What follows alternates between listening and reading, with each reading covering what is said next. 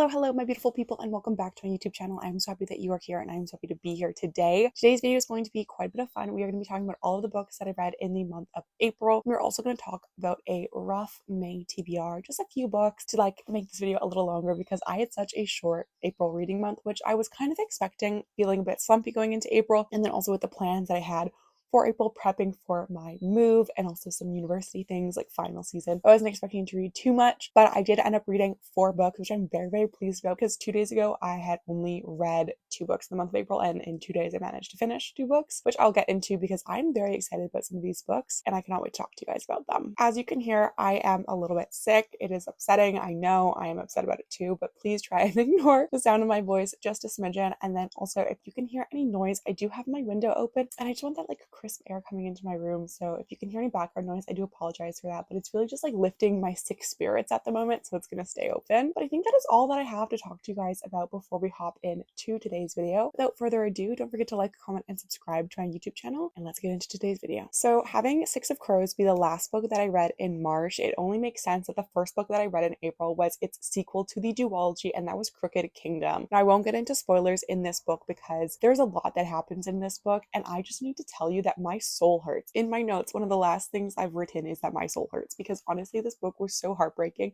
but it was so good. I just have to say, Leigh Bardugo, I don't know how she does it. She manages to pack such intrigue and history and connection and depth into her stories, and this book was absolutely no different. I loved this book series. It was so good. I ended up giving it 3.5 stars simply because I would have given it 4, but she wounded me too badly, and I know that that's the point, but I couldn't get over it. The decisions that Leigh decided to make hurt me too badly. And I will say there was also a little bit less going on, and I was a little bit less interested, and then she hurt me and I was like, okay, I can't.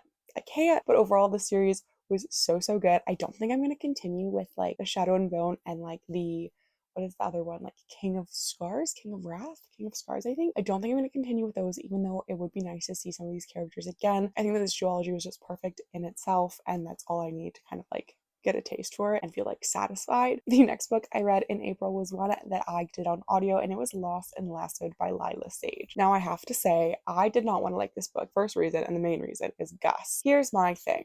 This man redeemed himself. But in the first book of this interconnected standalone series, the first book being Done and Dusted, Gus drove me up the wall because I was like, your sister is an adult, your sister is fine, stop acting like a child. I didn't like him, but I did clock in that first book that him and Teddy would be really good together, and much to my dismay they were, and I I don't even want to say that I didn't want to like it. Obviously I'm going into a cowboy nanny romance, I'm gonna want to love it, and I did want to love it, but I also was mad. I said, Lila Sage, you proved me wrong, you redeemed this man, and I'm upset about it. But this book is about Gus and Teddy. Gus is a single dad, and he is kind of starting to lead Rebel Blue Ranch as his dad's going to start taking a step back, and he has a really good relationship with his baby mom, but she has actually moved away for something and he needs a little bit more help. We then have Teddy, who has many dreams and aspirations but doesn't quite know what they are yet, and she loves fashion, and she ends up getting let go from the boutique that she's working at because it's closing, and with Gus needing more help, her having more time, she becomes a nanny for Gus and moves in with him. So there's forced proximity, there's tension, it's enemies to lovers, and it is a lot of fun. There's also some more complex dynamics because Teddy is Gus's sister's best friend, and so you kind of explore that a little bit. From their meet cute, I was excited, I was there, I was engaged, the audiobook was perfect, and I just love a single dad romance. We then hop back into some fantasy, and this is one that I was not anticipating reading. Well, let me rephrase that. It's one that I was dying to read, but I was afraid to read because I'm not great with concepts of essay and rape and things in books. That's not my vibe. I read to escape, and I just don't want that. However, I have been seeing the Plated Prisoner series absolutely everywhere. The fan art looks stunning, the vibes look amazing, and I wanted to find it on audio to give it a go so I could stop at any point, but I just read so much slower on my Kindle, and I was like, okay, if I'm going to listen on audio, I will very quickly be able to get deep into the story and see if it's something that I can continue with, is kind of the situation. And so I ended up reading Guild, and I gave it 4 stars. I absolutely flew through this book in under 24 hours. I was truly stunned because though not a lot happens in reflecting on it, it's a very, very good start for a series. There's a lot of kind of maneuvering that happens to set us up for the next books. So this is a King Midas retelling, and it is about our main character, and she is completely gold touch, and she lives in King Midas's castle in a cage, and honestly the visual of the cage was so cool because it's actually almost the entire floor. She is King Midas's favorite. I don't want to get too much into the plot because I want you to have the same experience that I did of going in relatively blind, but do read your trigger warnings because there is rape in this book, and if something is a complete no-go, there is a big power imbalance in this story that I want you to be aware of when it comes to kind of assault and rape and things. So do be careful and take care of yourself. Overall, the visuals of our character, like even her gold touchness and her ribbons, who we get introduced to at the end of the book, like that description and what happens there, like my jaw was on the floor. I was really enjoying it. I do want to read the next ones. I don't have access to the audiobooks through my library, and the audiobooks are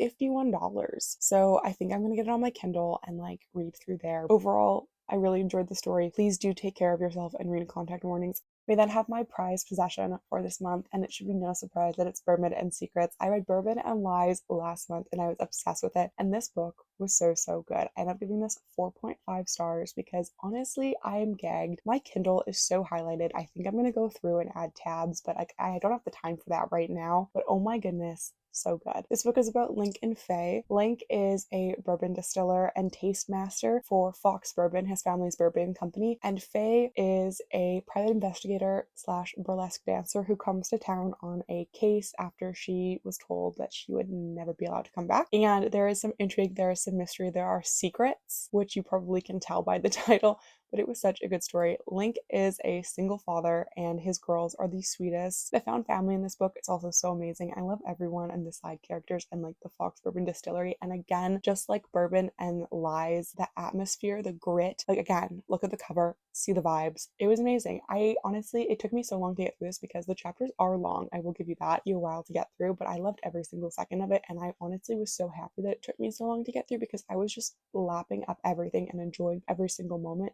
It is spicy, it is fun, there are twists, there are turns, there are secrets. It's so good. As for my May TBR, I do have a few books that I want to get through and talk with you guys really quickly because this video is short since I only read 4 books. The first book that I plan on finishing in May, it's gonna be Great Big Beautiful Life by Emily Henry. First of all, this cover is stunning. I was a little bit, not a hater when I saw it at first, but I was a little unsure about the background. But now after reading some of the book, I'm gagged. I'm here. I'm so happy with it. It is honestly such an intriguing story, and I see a lot of people hating on it, and particularly some very big book talk creators have been very harsh about this book. And I have to say that I disagree very strongly with them. This is between Hayden and Alice. They're both competing writers to write a not celebrity, but like very rich and prominent family. They are competing to write her memoir after she disappears from the public eye. This book definitely has romance between Alice and Hayden that is kind of on the back burner, but still the banter, the chemistry is still so present. And Margaret, the woman's story that they're trying to figure out, is so intriguing. And people are saying that they don't like how far back this story starts because we're talking great grandfather,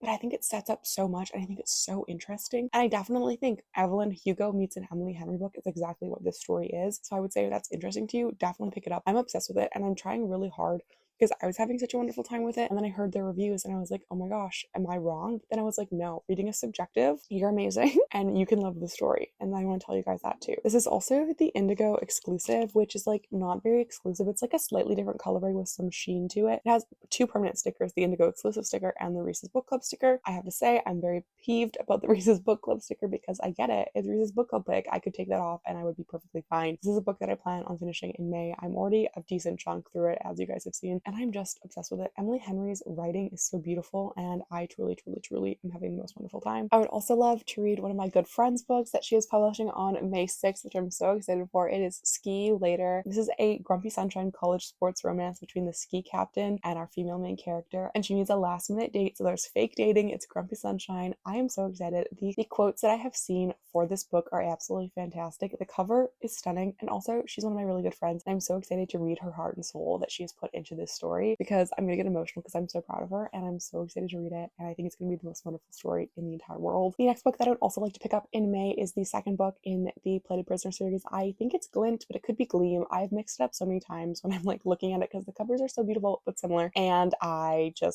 they're all G words, so who's to say at this point which one it is, but whatever one it is, it'll be this one right here. And I'm really excited to read it. I won't give you a synopsis about what it's about because obviously it's the second book in a series, but I think that this book is going to be very intriguing as the ending of the first book set up for a lot of adventures that we're going to be going on and a lot of exploration in the characters, I think, and some new friendly faces I think we're going to see. So I'm really excited for it. I think that that is all that I have for you guys. I could put a bigger May TBR together, but honestly, I'm just ready to kind of see where the wind takes me. I do have some books that I have talked about that I would like to see that I I read, but really I'm just seeing what intrigues me, what takes me, and what pulls me in, and that's kind of what I want to do this month. I feel like I'm getting my feet back under me after my giant reading slump in April, and I feel like I've read so many amazing books in the last 2 days, aka only 2 books, but also Great Big Beautiful Life is just like lighting a fire under me and like making me feel so excited about reading again. So hopefully that continues. But that is all that I have for you guys today. Let me know down below what your favorite book that you read in the month of April was, or what book you're most excited to read in the month of May. I love hearing from you guys, and I cannot wait to see what you guys have to say. As always, don't forget to like, comment, and subscribe to my YouTube channel, and I'll see you guys in the next one.